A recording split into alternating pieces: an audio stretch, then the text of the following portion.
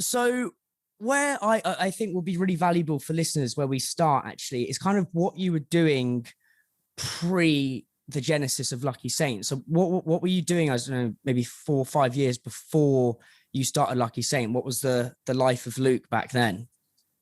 So 4 or 5 years before the beginning of Lucky Saint, I was working for a Belgian entrepreneur. And I'd gone to work for him to look for a new project. So it was like it sounded like a really exciting opportunity, basically blank sheet of paper. But these things, as is sometimes the way, these things don't pan out exactly how you think they're going to. And he had one of his other businesses was like an oil and gas business in Kazakhstan. And then he had a few other businesses as well that I did some projects for, but I ended up kind of getting slowly sort of like sucked into this oil and gas business that really wasn't where I had like loads of interest or, you know, what I wanted to be doing. So as this happened, I kind of actually around the same time, I met 2 founders of a technology business. And this was a concept stage business.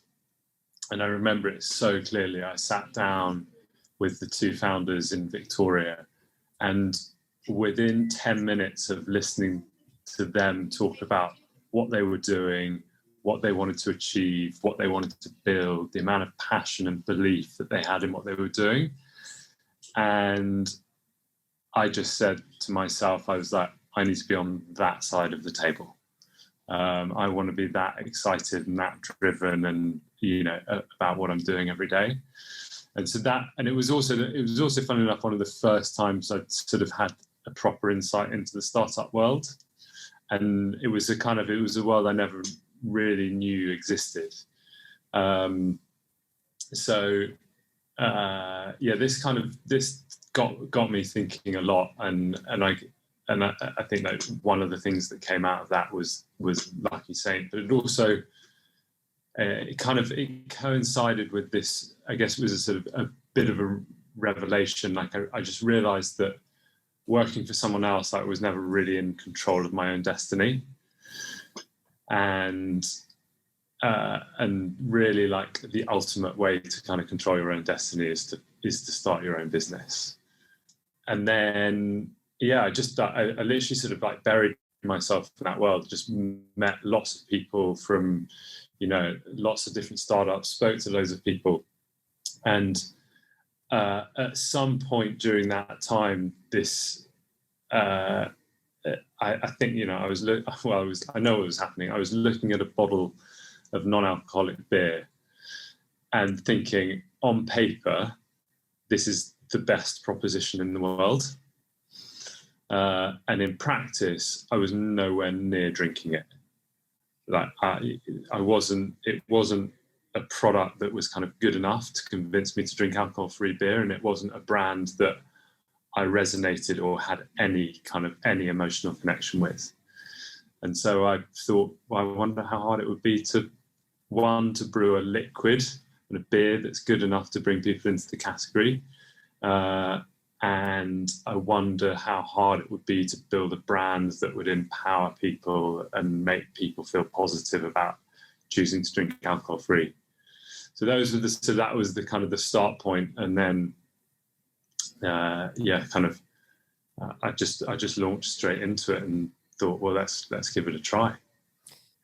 No, that's amazing. And what you said there is about, you know, controlling your own destiny. And I think, you know, it's well, fast forwarding, you know, we were talking before we recorded this. I said I met you at the London Coffee Festival over 2 years ago. London Coffee Festival's tomorrow.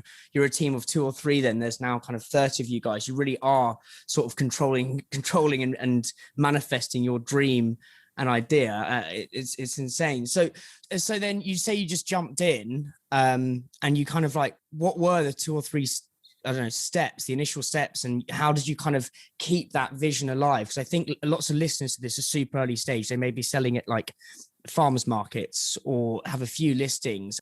I mean, from the moment of inception, and I guess kind of this idea and like this romantic idea of like reinventing this dusty old category called non-alcoholic beer that no one was drinking and no one was interested in.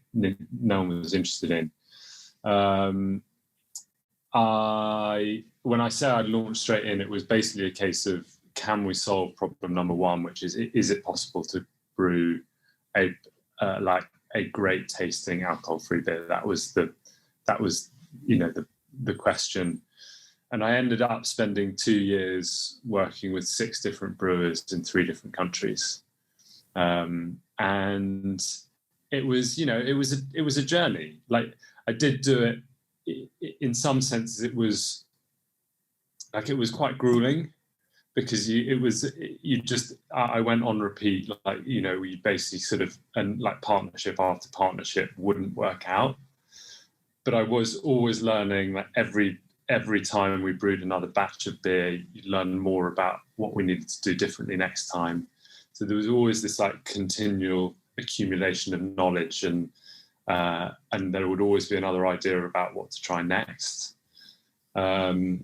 And I was fortunate in that I was still working at this point. So there wasn't like I hadn't bet the house on it at this point. It was a side hustle. And if it worked out, like, amazing. But if it didn't, there was no like massive downside to me kind of speculatively going after it. Mm-hmm. And where were you working then? Like, what was the main job? So at this point, yeah. So I was working for this guy, and I was spending most of my time, or a lot of my time, working in his oil and gas business. Right. So okay. This oil and gas business in Kazakhstan. We had an office in London, and yeah, it's really strange looking back, because it was like it was just an odd place for me to be. Yeah. Sure. It was just one of those kind of like strange kind of like career twists that just sort of ended up in this position. And then eventually I was just like, like, this isn't for me. And it took seeing someone else who was unbelievably passionate and driven about what they were doing for the light bulb to go off, and just to go like, hang on a minute, there's life's too short for this. Yeah, no, I love that. And I think it's for people listening, it's a great lesson in just, well, it's like scratching your own itch, isn't it? Like, that's really what provides fulfillment there. And I think what you've said there about where you said 2 words, learning and grueling, I think if learning overcomes grueling, right? Because I was thinking, when I read on your website, you're like, we had 6 partnerships fell through. I was like, that is just resilience. But as you say, like, if you're learning, you kind of, it makes the grueling more bearable. Yeah, totally. It's funny, actually, in terms of like, you've got to have a go, you've got to scratch the itch. Like, my dad he's always been amazing about just saying, like, the fear of regret is like one of the worst things, right? Yeah. So like, regret what you do, not what you don't do. Regret what you do, not what you don't do. I love that. No, that's insane. I listened to a Wax Lyrical podcast, and you were talking there about the name Lucky Saint, and I think it's an insane name. But correct me if I'm wrong, you were saying that wasn't like the first name. You had a few issues with trademarks or stuff. Correct me if I'm wrong. But what were some of the other ideas or names that you'd kind of come up with that didn't come to fruition? There was an original idea around Not Another Beer Co., which actually remains, fun enough, it's still technically the name of the company, although like obviously not our trading name. So that was one. What happened with Lucky Saint was we were looking at Saint as a name, and there was something quite nice in it, because there's just there's an inherent nod to the virtuosity and like being a little bit saintly, and then Saint, obviously, there's loads of religious heritage in brewing. So it's a name that kind of sits quite comfortably for me within a beer brand. but it was already trademarked. So like that was that.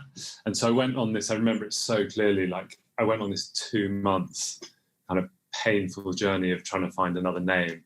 And we literally went through, like I was in the library, I was in bookshops, I got obsessed by like horology and watchmaking. I was looking at navigation. I was looking at Romany names, because Romany names have quite a lot of meaning to them. So one of the names was Django, because I think it means I awake. Right. And I was like, oh, there's something quite nice in that. And then, I was chatting to Jono on the phone. Jono's the founder of Other Way, who did all of done all of the branding work for us. And I was chatting to him on the phone, and we were chatting about Django. And when we started putting like adjectives in front of it, and one of the adjectives we put in front of it was lucky. And then just literally out of nowhere, Jono just said, "What about Lucky Saint?" And literally there was a sort of silent pause, and then I said, "That's it." Yeah. And so the Saint has this obviously this like virtuosity to it, and it sits really nicely in brewing. And then Lucky, I don't know if you listened to the podcast series How I Built This. It's a podcast series I've been like obsessed by for so long. Like, just there are some amazing founder stories on there. And the last question in every interview that the interviewer asks is, how much of your success do you put down to skill and judgment, and how much do you put down to luck? And the interviewees are always like very humble, right place, right time, lots of lucky breaks, serendipitous meetings. So the Lucky and Lucky Saint is an ode to the luck that I think we all need to make these things work. And then there ends up being a second part to this, because actually, like, get lucky is one of our values as a business. And actually, we think about that in an extension, because if you read between the lines of when these amazing founders have, say that they would just happen to be in the right place at the right time, actually, they managed to put themselves in the right place at the right time, and they seized the opportunities that they had. So, get lucky has become one of our 3 values, and that's all about the kind of the entrepreneurial spirit, and saying that all of you, it's down to all of us in the team to make things happen, and get after it, basically. I think like luck is the cousin of opportunism, isn't it? Really, it's like I think if you put yourself out there, graft, the harder you work, the luckier you get. Is kind of one of the things I always say to myself: is the harder you work, the luckier you get. So going into your values, this is again something we're doing at Money Life, and I think it's words are so important, because words eventually lead to actions, which eventually lead to building an amazing business like yourself, like you're saying. So we've got be generous, get lucky, stay humble. Then you've got some mantras, which we'll explore as well. Honor traditions, break rules. Absolutely love that. And devil in the detail as well. So the first thing, I suppose, is there a specific example where either yourself or Emma as a leader has demonstrated getting lucky? And then the second part to this question is like, how is that? Is there an example of like an employee at Lucky Saint who's then demonstrated getting lucky, if that makes sense? Like, look, get lucky is all around. As we grow as a business, and as I think you said earlier, we've gone from when we met at the coffee show around 2.5 years ago, we were a team of about 3, and we're now 30 people. Like, one person can make a really big impact in a team of 3, one person can't make as bigger impact. In a team of 30, you need everyone to step up and lead, and take ownership of things. And to get lucky is that, like, for me, is like the ultimate encapsulation of this entrepreneurial spirit that everyone in the business needs to have. Everyone needs to understand that they can own and lead projects, ideas, and those in turn can make a difference to, and will make a difference to, what we're doing. I hope, like, just every day, the way we set the business up, like, we spent ages on setting, we spent 3 months at the beginning of this year, like, working with the team to set out all of our values. So it wasn't something we just turned up and wrote down on a page one day. We did a long piece of work. Everyone had a voice in that process. So the values weren't something that just kind of magically came up one day. They actually were the codification, if that's even a word, of things that we were already doing and believing. And I guess, like, be generous, stay humble, and then like, get lucky is almost like the result of doing those two things. Is there any examples of either yourself or the team getting lucky? Is what I'm trying to dig at, I suppose. There's loads. I mean, like, we like, the way we landed in Sainsbury's was just bonkers. I met my now chairman on a Friday in 2018, just before Christmas, for the first time, and we were chatting, and he just mentioned that, we should probably have a think about grocery, and that would be a sensible thing to do. And actually, there was he said he'd be happy to introduce me to someone at Sainsbury's. So he did introduce me on the Friday before Christmas. I met them on the Monday morning before Christmas. They did a range review on the Monday afternoon before Christmas. And then I got a call on Tuesday saying, yeah, you're in. Like, you need to get those new line forms set up, like, ASAP. That's amazing. So it was like, that stuff just sort of doesn't happen. So, but it is, that was a result, I guess, of just reacting fast and being on top of it and making sure, we were, like, saying yes to stuff. We were literally, like, we timed it within hours. But I also think, like, that like the tip of the iceberg thing, like, what people don't see, you could say it's very, like, fortuitous, which it is, but at the same time, you've absolutely grafted for ages. And then as you've kind of got lucky, like, the graft has allowed you to, when that time comes, strike, if that makes sense. I think that's a really good lesson for listeners as well. Is, it takes a lot of work to get lucky. It's kind of what I'm understanding. Yeah, I think, look, it does. Like, we work, we all work super hard, and I think there are very, very few businesses in the world that have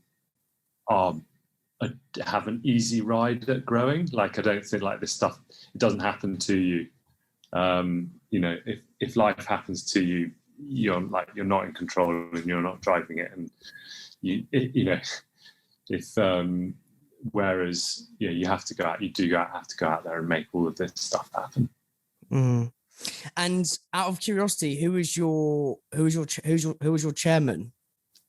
So he's a guy called Shailen Patel, who he's an amazing guy.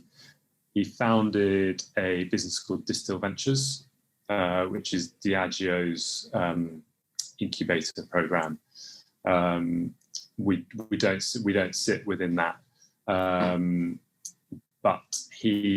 I met him and we had a bit of a kind of meeting of minds, I think, and he loved. I don't feel strange saying what he likes about our business, but I think he liked our singular focus on doing lager to a level that just wasn't being done anywhere else, and the simplicity of our proposition going after, like, you know, lager, which is essentially it's a mass product. It is, you know, it's very, you know, it's very accessible, but then doing so to a quality and a level that doesn't exist anywhere else, and then kind of wrapped up in this brand that like resonated with him. So yeah, so we met back at the end of 2018, and then quite quickly he called me after, or he sent me a message saying let's meet again and talk, because, you know, I'd love to see how I could get more involved in the business. So he now is a very very active part of our business. So he, Emma, our MD, and I kind of, we call ourselves the senior management team. So we meet on a monthly basis and spend proper amounts of time kind of setting strategy and figuring out what we should be working on and focusing on. So yeah, it's been a real, like, I think it's so, like, so powerful and so helpful having people particularly you connect with, Right. who are like helping set strategy and like coaching you on what you should be working on, because for the most part, like, you know, I definitely haven't been on this journey before, and it's a massive learning experience. And actually, just when you're just getting comfortable with what's going on at a given time, he'll then turn up and tell us that it's time for the next phase, and we need to start thinking about, you know, what next, whether that's building out a different part of the team, whether that's, you know, we need to start focusing on different things, whether, you know, my role needs to start changing. So it's this like constant evolution, which is just, you know, you don't know to know. So to have someone who has seen it and been through it with many businesses before, and it is amazing. And then just really important is to do that with someone who you enjoy spending time with and who you kind of connect with personally is yeah, I feel very fortunate in that respect. Yeah, no, that's amazing. And I suppose for listeners, would you like, what would be the biggest lesson from him that you, I suppose, impart on to listeners who are super early stages? I always think being really clear on what you want to achieve, like what's the vision for the business. We've been like singularly focused on doing one thing as a business. Like we brew one beer, and yes, it's now in, you know, it's in different formats, but in essence, it's just that simplicity, and it runs through everything. It runs through everything we do. It runs all the way from, you know, the board and our SMT all the way through the business, and that actually really hasn't changed over time. There's this consistency. Like, our strategy page is still the same as it was 2 years ago, and like we've built on it, and there are bits that tweak and change, but in essence, the pillars of our strategy remain exactly the same. And yeah, I think that's probably like the thing I always I think is really good, like not getting distracted by you know, shiny new things, but like figuring out what the main thing is. And it's one of those, so that's one of our mantras is do the right thing well. So like figure out what the right thing is, and then put your energy into doing that as well as possible. I love that, because at the same time you could look at it like, you know, get lucky, you know, be opportunistic and just jump at opportunities. But I suppose the issue with that is you do get, you know, keep the main thing is you get pulled, you know, in all manner of directions. I mean, we had it at lunch a couple of years ago. We thought, okay, let's release peanut butter cups and cocoa like nuts in snack form. Completely distracted us from our main thing. And then, you know, we spent so much energy. And I think, I suppose for listeners, is once you've got your right thing, as you say, or keep the main thing the main thing, is be laser focused with that. And then by being laser focused with that, you'll get opportunities off that. Because I think you're right. Like, new shiny object syndrome is like inherent in every single entrepreneur or people who work at startups. I think it's the nature of the beast, really. Yeah. And we've all like, look, it's fun. There are always projects and things that you want to work on just because, frankly, you've got an itch and sometimes you need to scratch it. Yeah, of course. But yeah, just having like focus and like clarity of vision, I think is this constant that we try and maintain all the time. Amazing. Now, break rules and on traditions. I need to unpack that in more detail. Like, what does that mean to yourself / the Lucky Saint team? So this all starts with the dichotomy that sits. So when I think when Lucky Saint works well, it's where there's this inherent like tension to what we're doing. So start with the name. Lucky and Saint are two words that don't belong together. So there's a tension in the name. There's the original, like some of the like even the like the very original like product photography we did just didn't feel like beer photography. There was this kind of tension. It was very kind of striking black and white surfaces with the beer on top of it. And then you had like we did this nun campaign with that was shot by Rankin. That was just nun holding and drinking the beer. So it started with like we've identified that where Lucky Saint works, there's this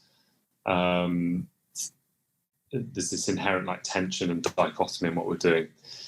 And then we start looking at like the product, and the way we brew the beer is, so in nearly 200 years ago in 1842, they brewed the first Pilsner, which was the world's first golden lager. Before that, beer was like dark, smoky, bittersweet.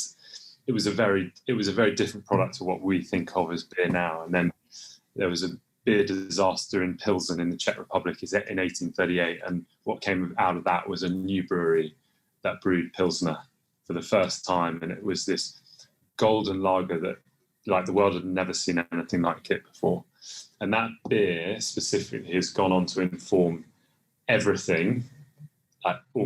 It's informed all lager that we drink today and much beyond it. So it's basically informing like 80% of the beer that we drink today.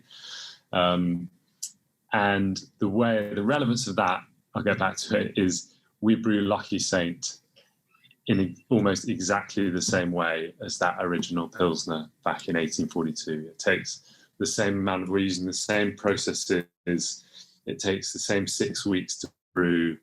We're using a very similar ingredient base. So there's this amazing kind of heritage to the way that we brew, like amazing tradition. But then we like rip the rule book up because it's alcohol free. So that's where this like idea of breaking rules but honoring traditions is in everything that we do. We should try and, it needs to make sense and have a reference point. But then we also need to do it in a new way. We need to do it in the Lucky Saint way. So from a product perspective, it's all around like the heritage and the amazing heritage of the style of beer that we're brewing, and like we're very, we honor that tradition.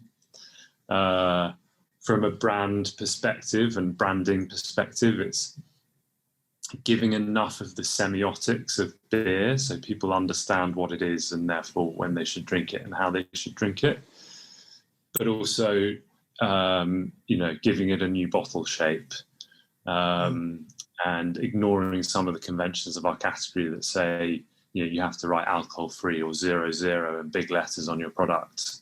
Like no, you don't have to.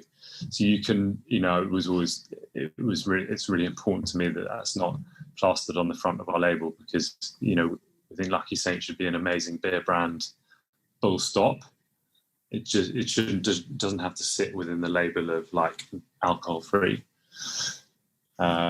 So yeah, that's the, like, breaking rules and honoring traditions is this really nice way of kind of remembering that the stuff we do should have enough of the tradition and should be rooted in good stuff, but then we should also put like the modern Lucky Saint twist and way of doing things on it. I love that. I love that. And with the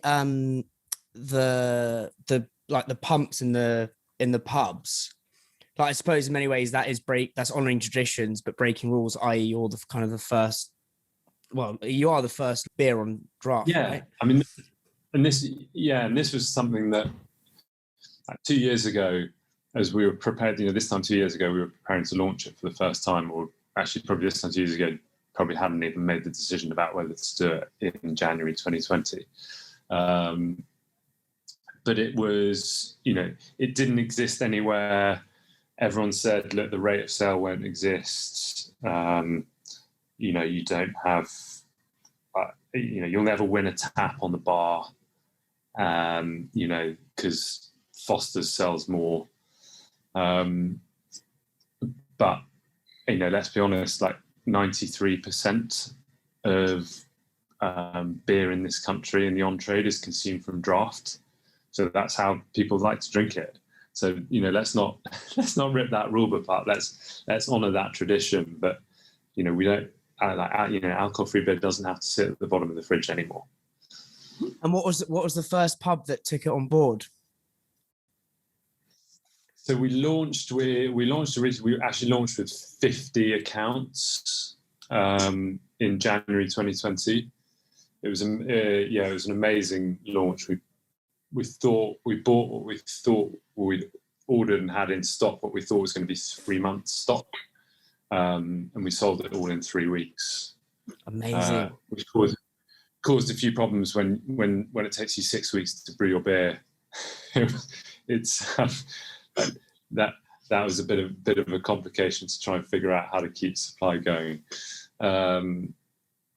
But so we were working with some of the like halo venues, so the Wigmore on Regent Street. We worked with Frontier Pubs, with Hippo Inns, Urban Leisure Group. So some really nice groups. What we tried to do was also get a nice blend of different types of accounts, because it was also about testing and learning and figuring out where it would work best. I firmly believe that it'll be something that will work as the category grows. Then the demand will be there ultimately. But in these early stages, it's all about executing it well in the right places. And I suppose that's kind of what the devil in the detail is, right? Is it like knowing where it's going to work? So finding the devil in the detail is another one of our mantras, and that means, and all the different teams have actually applied that to their own ways of working. So it means different things to different people. So you're absolutely right. Like, data insight action is a fantastic one for like the commercial teams, in terms of understanding, you know, how everything works, where stuff is performing, and always being data led. From a brand and marketing perspective, it's all around exceptional execution, and putting just for me, there's also this piece of like when we get a piece of creative right, it just has a Lucky Saint touch to it. And that's, for me, like, there's just a moment, because there's a healthy tension, by the way, between like moving at pace and you know, getting stuff done, versus finding the devil in the detail in absolutely everything that you do. Like, those two things do not sit comfortably together. So you have to find ways around that. So it's a quite nice, like, for example, you can put like the juxtaposition of doing the right thing well and finding the devil in the detail. So, it's fine to spend time getting something really, really good, as long as it's the right thing. So that was kind of that answer my next question. Is like, how do you balance that tension then with devil in the detail and moving fast? Because it's something I think we, as you say, there's something you can't. When you've, because I've worked for Money Life for so long now, you kind of just know when it's got that Money Life is right, but it's very hard to galvanize that with we're scaling, more and more people are coming on. Like, how do you do that? So you just make sure the team are doing the right thing, and that's like a strategy thing, and then they're allowed to spend time on it and really go into the detail. Like, how do you unpack that tension is what I suppose I'm trying to get at. Yeah. So I think it's all around setting tramlines. Okay. Otherwise, me mainly, otherwise you just get bottlenecks in the business. So like, people can't get lucky. People can't make the magic happen and be entrepreneurial if they're constantly having to get stuff signed off. If they're, if it's not clear, like, where they can operate. So setting really clear tramlines, whether that's commercial tramlines for salespeople and the commercial team, or whether that's brand guidelines for, from a brand and marketing perspective, but getting that stuff all really clearly laid out so that people know when, once they're in, if they're within the tramlines, then they can go as fast as they want. Amazing. And just a couple of, two more questions on this values theme. First is just for listeners who know, and I suppose for us at Money Life, like as we scale, is people talk about values like aligning teams, creating amazing cultures and places to work. Like, how do you, I suppose in layman's terms, literally implement it? So you get everyone together in a room, and then do you have them up in your office in Soho of like, be generous? Like, how do you actually do it in layman's terms, I suppose? From a living the values perspective, I think I don't think like writing them on a wall is going to make any difference. Interesting. It's all about to be honest, I actually can't wait till we do have an office and I can write them above the wall, because I'm quite excited about that. Yeah. But I don't think it'll make the blindest bit of difference though, to the way people are actually behaving. I think it's got to come from the top. Right. Which is why and then it's got to be intrinsic, like, within the business, and that's why it's so important that you can't have someone else set your values for you. It's got to, you've got to do it, in my opinion, with the team. Everyone's got to have a voice, because then it's the value. When we were 15 people at the beginning of this year. So, we had really, we had a big team, and everyone had been in the business for the most part at that point. Everyone had been in the business for long enough to have a feel for what was going on and a good point of view. So that's the first thing. From a culture perspective, I guess, in like what creates good ways of working. So I was listening to something this morning, and there was a lot of discussion around, last night actually, the importance of honesty and transparency and openness. And actually what we've done, and Emma in particular has done like so much work setting up the processes for us internally as a business. So we have, every single person will have a weekly one-to-one with their manager. Every single person has a quarterly roll and goal doc, which is then reviewed and reset at the end of each quarter. Everyone has quarterly personal development plan. We work on Slack. Slack is, we keep that completely open, so there are virtually no private channels on Slack. So it means that everyone can know everything that's going on in the business, and it's extremely open. We spend lots of time talking about the vision. Like, I spend, lots of time talking about, what the vision and the strategy is for the business, and helping make sure that everyone knows, therefore, what their role in it is. Again, just being open, because I think when people feel like really empowered, when it's clear, what their contribution does to the overall, business. So yeah, I think it's not, the culture thing comes from, it's not just about going to the pub. That's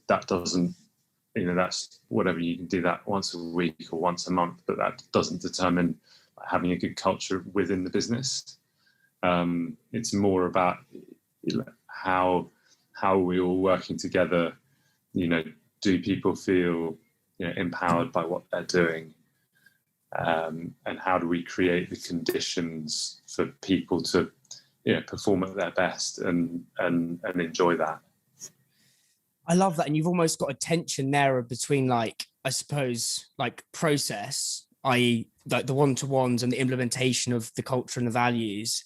And then I suppose on the other end of that tension is, often people say values like this ethereal thing where, like, yeah, you have to go down to the pub to kind of like be around each other. There is almost a tension of like, yeah, we can go and do these fun things and we'll get to know each other and there'll be this kind of osmosis.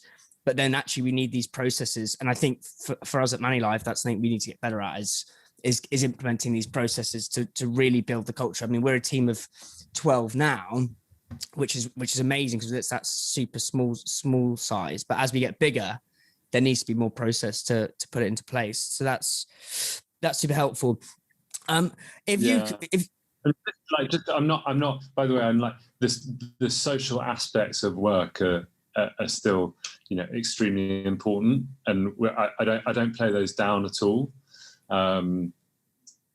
Because you get, like, getting to know people out of a work context is super important, and understanding how they are mentally, physically, that's even that's part of our like one-to-one to everyone. We actually have we have a structure for our one-to-one meetings.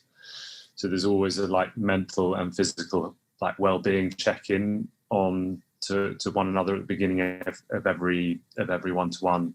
That's amazing. And then we talk through. We have big rocks, tactical things that we're working on, and then next steps out of every meeting.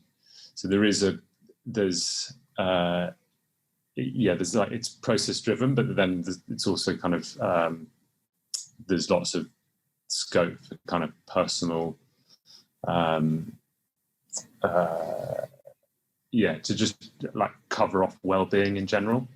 It's a tension, isn't it? It's like, but I like it's like the crux of what I'm learning from this is there's so much beauty in that tension of, and that's what, if you've got a process of people checking in with their mental health or their physical health, you're going to create a happier culture. But you need that process in the first place. It can't just be like 2 months down the line, like, are you all right? Do you see what I mean? Like, I love it. Yeah, 100%. Like, you can't, and particularly you can, as you grow and as you grow team, I think that's where these things would start to fall apart if you don't have like these good working processes in. Now, where I want to go next, Luke, is mental health. And what I love about you guys is you guys have, well, like you're saying, have kind of pioneered this mental health first aiders through Harry Corrin, who runs a course. And I think it is really, really pertinent, especially not just for founders, but actually for people who work in challenge food and drink brands. Like, it's a hard old slog. I mean, it is hard. I mean, people at MoneyLife, I see a therapist, like it really helps clear the air, etc. I suppose, you've gone through some really hard things. What's been the kind of the hardest moment you've gone through from the genesis of Lucky Saint to now, where it's been really, really tough? I got sent a quote a few months back. Actually, Emma sent it to me, and the quote said, I won't get it exactly right, but the roughly speaking, it said, "Being an entrepreneur is learning to deal with the feeling that everything is falling apart and coming together all at the same time." And it was this, it literally like resonated with me like nothing else I've ever read, because in the same day you can have this like gut-wrenching anxiety of like stuff that feels like it might go wrong, and in the same moment be unbelievably excited about stuff that you're working on. And it's just this kind of constant tension that never goes away. Like, I don't think it goes away. But it's the one quote that for me has sort of, it stuck with me like no other. In terms of, and I think that's sort of, there've been a few moments that have been like hard and particularly challenging, but in general, I feel pretty fortunate that haven't had too many dark moments, and like I guess there's sort of there's a couple of phases. I guess like phase one, during the 2 years that I was working on development, was repeatedly like trying and failing. And I guess a failed brewing partnership, take learnings, move on to the next one, and just doing that on repeat 6 times. And I was fortunate in that it was all kind of upside. There were no expectations about whether it was possible to brew great tasting alcohol-free beer. There were plenty of people who were saying it definitely wasn't possible. I remember very, very early on, I managed to score a phone call with the CEO of one of the big craft brewers. I think he'd just left, but and I was pretty pumped about like this call, because he was definitely the most relevant person I'd spoken to. I felt like he was definitely the person who was going to be able to introduce me to the brewer who was going to be able to crack this. And I was well prepped. I remember I was sitting in the fire escape at work trying to get somewhere peaceful to make this phone call. And I explained what I wanted to do and the concept of brewing great tasting alcohol-free lager, and he completely panned it. He just said, no, don't think it's possible. Category's too small. Like, our brewer looked at it. If there's anyone who could have done it, he's the guy who could have done it. He said, no, can't be done. And in the end, he said, he's like, I think you'd be better off making fizzy drinks. Yeah. So that was, those calls are all, that sort of thing is like demoralizing. But at the end of the day, it was like, I was so passionate about just this idea of reinventing this dusty old category. And it just gave me a little bit, I think it probably just gave me a little bit of motivation to try and prove them wrong. Yeah, my next question was like, what do you say to yourself in that moment? Because I think for listeners, anyone listening to this is going to get so many rejections or people saying it's a stupid idea. And like, I think, well, what you said there about using that almost as a fuel to say, all right, I'm going to prove you wrong and show you exactly how I am going to do it is a much better use of that, or turning negative energy into positive energy, essentially, I think is what is essentially what you're doing there. Yeah. You'd also, at the flip side, you do also have to, you have to kind of get off that call and then you have to analyze it, and you have to take all the emotion out of it and just say, actually, he or she had a really good point on this.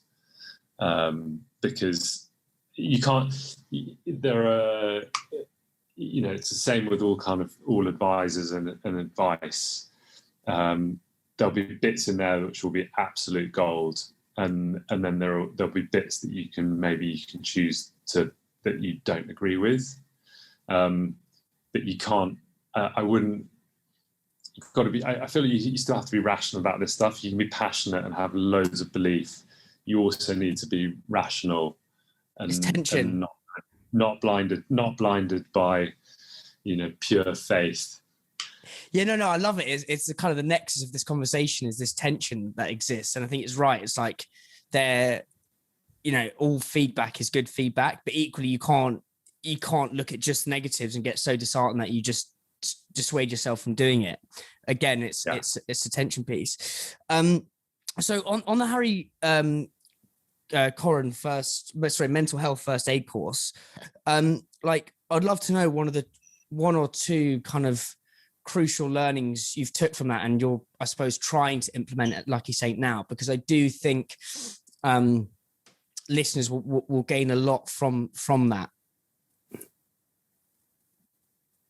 Yeah, so we decided quite a few months ago, like earlier in the year, we decided that we wanted to do mental health first aid training for a proportion of the team. Mental Health First Aid England have an objective to train 1 in 10 people in the UK workplace.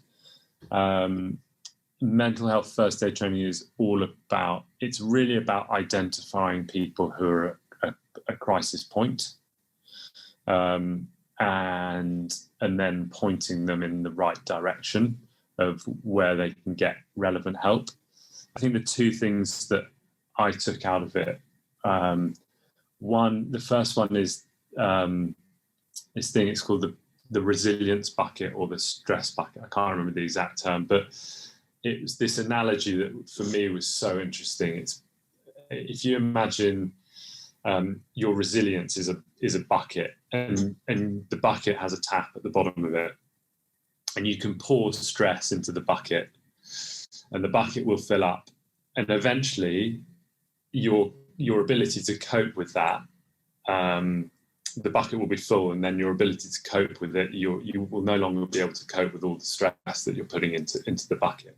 But you have the ability to open the tap at the bottom.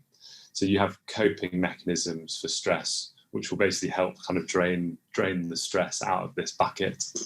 And so we talked a lot about what healthy and unhealthy coping strategies might be. And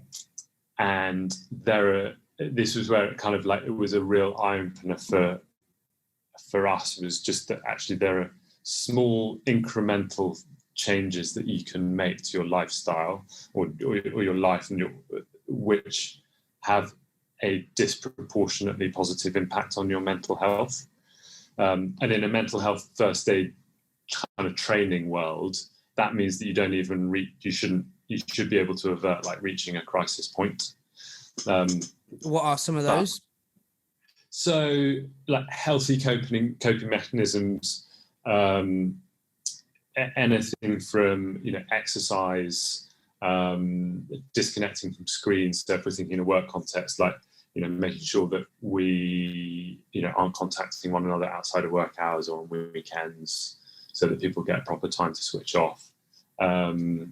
It could be, like we now blank out lunchtime as a business, so that everyone has like an hour to switch off and disappear, and like so no meetings go in at lunchtimes. And then you also get unhealthy coping mechanisms, one of which is alcohol. And so there's this kind of interesting thing for us where actually, alcohol-free beer can be quite helpful in terms of as being not being an unhealthy coping mechanism for stress. So the unhealthy coping, back to the bucket analogy, the unhealthy coping mechanisms they block the tap off. So as you pour more stress in, actually your ability to deal with it, it doesn't, your ability to kind of let the stress drain away isn't there. So yeah, I think that was the really kind of powerful thing that came out of it, was like, obviously in the first instance, being able to feeling kind of empowered to recognize when people are reaching crisis point, and knowing how to approach them and what you should be encouraging them to do in terms of like directing them towards the right type of support. And then actually this whole piece around small changes and recognizing our own like coping mechanisms and small incremental changes you can make to the way that we live that actually help us deal with stress much better. Now, in terms of kind of mentorship, we touched on it briefly earlier, but Lucky Saint worked with Jam Jar Investments. Obviously, Richard Reed, founder of Innocent, I think like the holy grail of challenger brands. They've absolutely smashed it. Like, I would love to know how you met Richard and some of the like lessons he's taught you that you implement daily at Lucky Saint, which could be of benefit to listeners as well. Yeah, so Jam Jar invested in us, joined the cap table in the beginning of this year, which has been really cool. I originally met Adam, I don't know, over 2 years ago, and kind of built a relationship with them over time and kept them up to speed on our progress. So they support like and mentor us in the various, so the three founders, Adam, John and Richard, covered commercial, finance and ops and brand and marketing respectively. So yeah, very, very lucky to have their input on like all areas of our business really. I actually saw Richard 10 days ago, so I've got some I was talking to him about a variety of things, and he's amazing at distilling stuff into very kind of like simple simple thoughts, and that you can then kind of just apply across loads of things. So we were talking about one earlier, keep the main thing has been, you know, one of his and Innocence for a long time. And I guess we that comes out in our kind of mantra, do the right thing well. That's our version of that. And I think it's I do think it's so powerful in a world of like, you know, trying to do everything, actually just focusing on one thing and trying to get that right is really powerful. And then there were a couple of, actually there was the new one that I hadn't had before specifically from like a branding and marketing perspective, is simplification and exaggeration. So Richard was like, everything you do, just you got to simplify it down to the simplest concept, and then you just need to amplify and exaggerate the hell out of it. Is there a specific example of how you've implemented that at Lucky Saint? Well, interestingly, it's one of the, yeah, fun enough, I think it's something that we don't do well enough. And I think there's it comes down to kind of copywriting. Like I think we're probably quite good at the simplification part, and we need to work on the exaggeration part. So I love that. Again, that there's another tension, that simplify and amplify. There's a tension within that. I think that I'm learning so much from this. So that was his. Keep the main thing. The main thing I always think of was his kind of like business mantra. Then simplify and exaggerate was the kind of brand and marketing mantra, and then the founder's mantra, which I love actually, is only do the things only you can do. Only do things. So this is in the context of, I was talking about like my role in the business and where should I be spending my time, and I'm just trying to think like only do the things only you can do. I think it does come down to the bits which are like closest to me are on brand and marketing. Because ultimately so much of the brand still lives in my head, and there's a big job in terms of like articulating that and building out all of the brand tools. But at the end of the day, it's not like brand isn't black and white. So, making sure that, a good deal of my time has to go on, like making sure that the way that we're executing on brand is right, and we're pointing the arrow in the right direction. And I guess this idea of only do the things only you can do is that it is like it's a delegation thing, like and just making sure it's like a continual sense check that you're not spending time on stuff that other people could be doing, and frankly could probably be doing better as well. So yeah, it's a really good thing as your team like starts to grow and you start putting new levels in particular, and it's a really good I think it's a really good kind of mantra to be applying to decision making and like thinking about how and where you spend your time. Yeah, it's like even today, like I'm really bad at Excel, so like I've gone on courses and stuff, but it's like honestly like it's gibberish to me. And I called Ollie. I was like, mate, I was literally going like 45 minutes on it. He got it done in 2 minutes. Like actually, if I sort of think back to the very early days, it should inform the way that you hire. So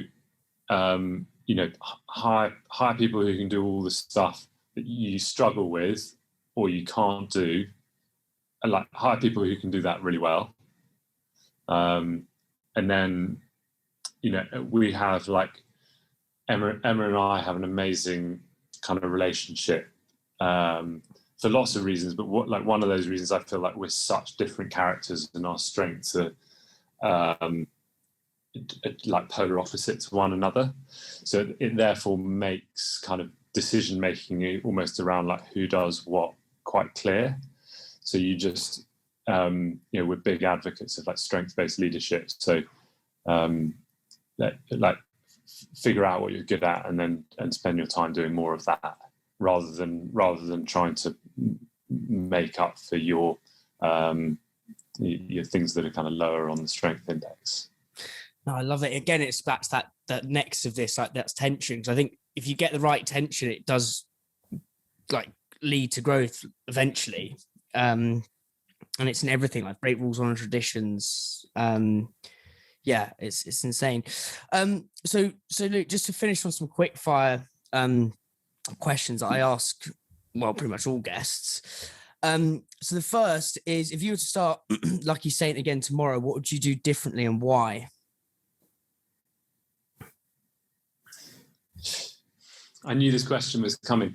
Like at the heart of it, like I don't. We've made loads of mistakes, and the most important thing I think is that we can learn from the mistakes. But in terms of big stuff, I feel like I wouldn't change the product or that we launched with, or the brand that we launched with, or the name.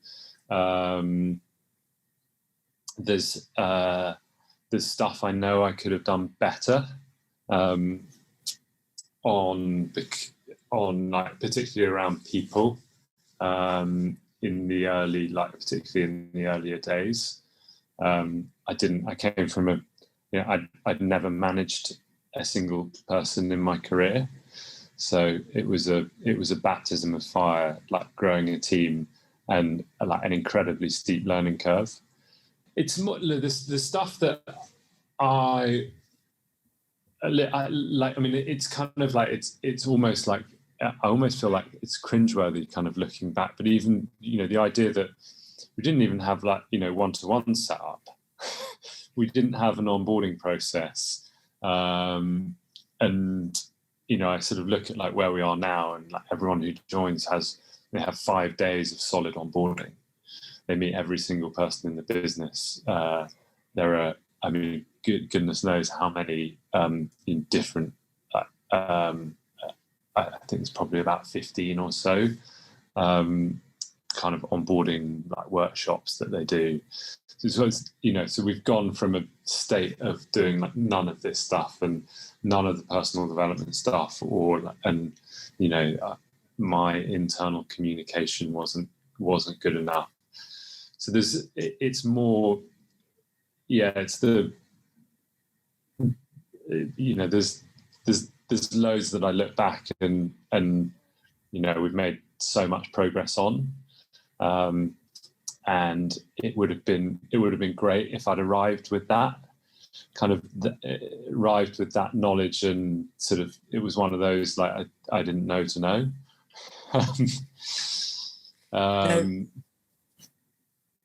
I do think though, if if you look back, if you're starting out and you look back 2 years ago and you're not laughing at what you've done, you haven't grown enough, is what I always think. Is like, if I think about some of the things I was doing 2 years ago, when I'm still need to iron out again, Excel. I mean, like, I literally didn't know like anything. Like, but you know, it's these things. I mean, hindsight's a beautiful thing, and retrospect is amazing. But when you're just going through it, you're going through it. So I think, but I do think that's interesting for listeners, is like having, albeit a rudimentary, but some sort of process to get the best out of your team. Is, you know, listeners could implement that immediately. Final question, Luke. As you've got kids, right? Just correct me if I'm wrong. Yeah. And I asked this question to, well, every guest who's got kids, basically. It's quite an interesting lens to look through. But what are the kind of the pieces of advice you give to your kids as they're about to, I suppose, embark on the world? They're probably not quite old enough to be at the stage where they can listen to advice, particularly not the younger one who doesn't listen to anything much. How old are your kids? 7 and 4. Oh, okay, right. But the thing that we impress upon them, I think, more than anything else, is just around the importance of kindness and like treating people as you wish to be treated. And I think that's something that's true when you're 4 years old, and it's as true when you're 40 years old. So that would probably be my. Luke, thank you so much for coming on. I really appreciate it. I need to get down to the White Horse and get myself a lucky Satan this evening as it lasts the summer sun. But yeah, thank you so much. I love the story. I love this whole tension. I think people sometimes want to either be in one camp, i.e., you know, we're just process, or too far the other way. And this is like systemic in all businesses. But what I like about what you guys have done is you've really allowed this kind of like dichotomy and almost the paradox of two things existing simultaneously. And there's like a real power in that, evidently, because you've scaled so much. So yeah, thanks so much for coming on. Dan, thank you very much for having me. It's been a pleasure.